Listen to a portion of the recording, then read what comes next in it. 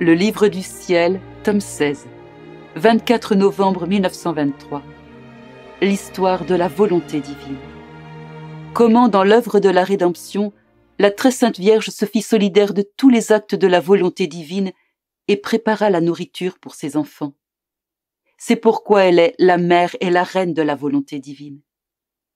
Louisa doit faire la même chose en ce qui concerne le « que ta volonté soit faite sur la terre comme au ciel ».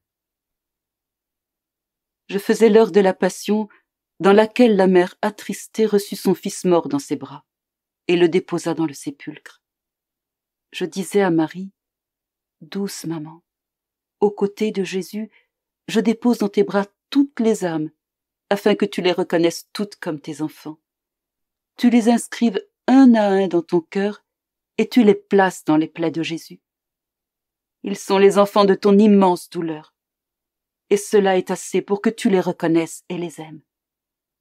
Je veux placer toutes les générations dans la suprême volonté, de telle sorte que personne ne manque. Et au nom de toutes, je te réconforte et compatis avec toi. » À ce moment, mon doux Jésus bougea en moi, en me disant, « Ma fille, si tu savais avec quelle nourriture ma mère attristée nourrissait tous ses enfants. » Je lui répondis, « Qu'était cette nourriture, ô mon Jésus ?» Il poursuivit, « Puisque tu es ma petite choisie par moi pour la mission de ma volonté, et puisque tu es dans le fiat par lequel tu as été créé, je veux te faire connaître l'histoire de mon éternelle volonté, ses joies, ses souffrances, ses effets, son immense valeur, ce que je fis, ce que je reçus, et la personne qui avait à cœur de la défendre. Les petits me prêtent plus d'attention parce que leur esprit n'est pas rempli par autre chose. Ils sont comme vides de tout. Et si quelqu'un veut leur donner une autre nourriture, ils en sont dégoûtés. Parce que, étant petits, ils ont l'habitude de ne prendre que le lait de ma volonté. Cette volonté qui, plus que dans le cas d'une mère aimante, les garde attachés à sa divine poitrine pour les nourrir abondamment. Et ils gardent leur petite bouche ouverte dans l'attente du lait de mes enseignements, ce qui m'amuse beaucoup. Oh, comme ils sont beaux à voir, tantôt souriants, tantôt jubilants, tantôt en pleurs, pendant que je leur raconte l'histoire de ma volonté. L'origine de ma volonté est éternelle. Aucune affliction n'est jamais entrée en elle.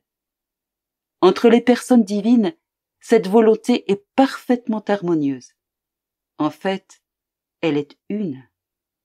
Pour chacun de ses actes, soit intérieurs, soit extérieurs, elle nous donne des joies infinies, de nouveaux contentements et un immense bonheur. Quand nous avons lancé la machine de la création, que de gloire, d'harmonie et d'honneur nous en avons tiré. Dès que le fiat fut prononcé, il diffusa notre beauté, notre lumière, notre puissance, notre ordre, notre harmonie, notre amour, notre sainteté, etc. Et nous avons été glorifiés par nos propres vertus en voyant à travers notre fiat la floraison de notre divinité dissimulée dans tout l'univers. Notre volonté ne s'est pas arrêtée là. Gonflée d'amour, elle créa l'homme. Tu sais son histoire et par conséquent, je ne m'y arrête pas. Ah, ce fut l'homme qui causa à notre volonté sa première peine. Il attrista celui qui l'aimait tant et le voulait si heureux. Ma volonté pleura plus qu'une tendre mère qui pleure sur son fils devenu infirme et aveugle après s'être écartée d'elle. Ma volonté voulait être le premier acteur en l'homme pour aucune autre raison que de lui donner sans cesse de nouvelles surprises d'amour, de joie, de bonheur, de lumière, de richesse. Mais l'homme voulut faire sa volonté et se coupa de la volonté divine. Oh, comme nous aurions aimé qu'il n'ait jamais fait cela. Ma volonté se retira, et il tomba dans l'abîme de tous les maux. Pour que les deux volontés puissent être ressoudées, il fallait un humain possédant en lui la volonté divine.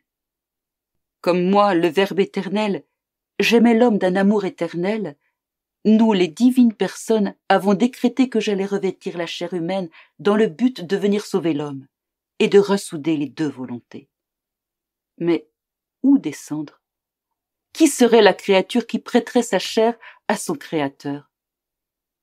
C'est ainsi que nous avons choisi une créature.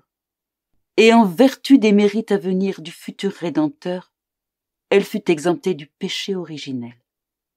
Sa volonté et la nôtre ne faisaient qu'un. Cette céleste créature devait connaître l'histoire de notre volonté. Nous lui avons tout raconté comme à une toute petite.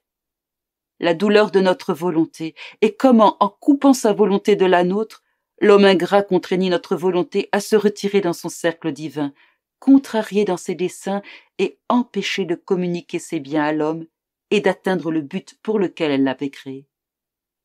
Pour nous, donner, c'est nous rendre heureux au même titre que celui qui reçoit de nous. C'est enrichir l'autre sans nous appauvrir. C'est donner ce que nous sommes par nature et que la créature reçoit par grâce. C'est sortir de nous pour donner ce que nous possédons. Quand nous donnons, notre amour se déverse et notre volonté est en fait. Si nous n'avions pas voulu donner, pourquoi aurions-nous fait la création? Ainsi, le simple fait d'être incapable de donner à nos enfants, à nos chères images, était comme un deuil pour notre suprême volonté. Juste à voir l'homme fonctionner, parler et marcher sans être connecté à notre volonté, le contact ayant été brisé par lui, et à constater que les fleuves de grâce, de lumière, de sainteté, de science, etc., qui auraient pu couler vers lui, mais ne le pouvaient pas, notre volonté était dans la peine. À chaque action que faisait la créature, il y avait pour nous une souffrance, parce que nous voyions cette action privée de valeur divine, sans beauté ni sainteté, complètement dissemblable de nos propres actes.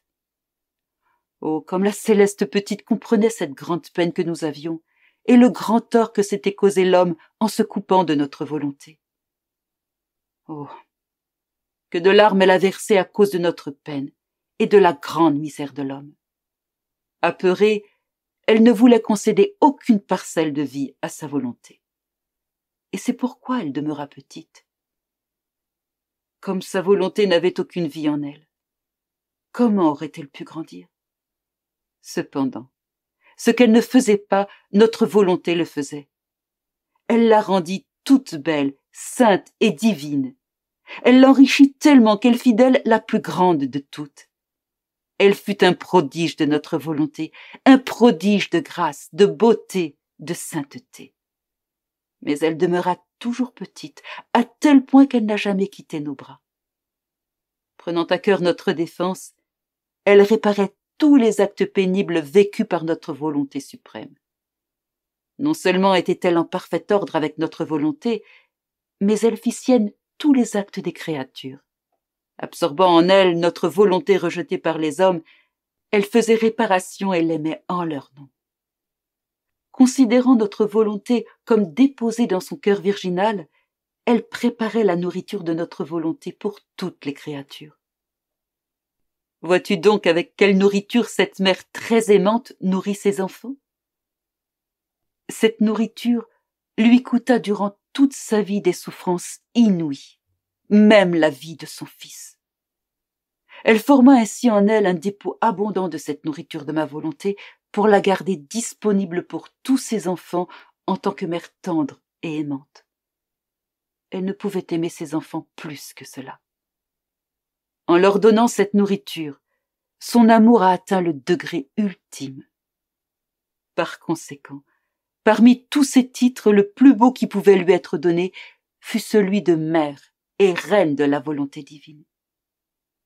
Si ma maman fit cela concernant l'œuvre de la rédemption, tu dois faire ainsi concernant le « que ta volonté soit faite ». Ta volonté ne doit avoir aucune vie en toi. Faisant tien tous les actes de ma volonté pour toutes les créatures, tu les placeras en toi. Et en faisant réparation auprès de ma volonté au nom de tous, tu formeras en toi toute la nourriture nécessaire pour nourrir toutes les générations de la nourriture de ma volonté. Chaque parole et chaque connaissance additionnelle à son sujet sera une saveur additionnelle qu'ils trouveront dans cette nourriture, de telle manière qu'ils s'en nourriront avec avidité. Tout ce que je t'ai dit au sujet de ma volonté, servira à aiguiser leur appétit de telle manière qu'ils ne voudront aucune autre nourriture, au prix même de n'importe quel sacrifice. S'il était reconnu qu'une nourriture est bonne, refait les forces, guérit les malades, à tous les goûts, et plus encore, qu'elle donne la vie, embellit la personne et la rend heureuse, qui ne serait pas prêt à tous les sacrifices pour se procurer cette nourriture? Il en est ainsi de la nourriture de ma volonté. Pour que ma volonté soit aimée et désirée, il faut qu'elle soit connue. Par conséquent, sois attentive et reçois-la en toi, de sorte que, comme une deuxième mère, tu puisses préparer la nourriture de nos enfants. En faisant cela, tu imiteras ma maman. En fait, cela va te coûter beaucoup, mais en face de ma volonté, n'importe quel sacrifice ne te semblera rien. Fais-le comme une petite. Ne quitte jamais mes bras, et je continuerai à te raconter l'histoire de ma volonté.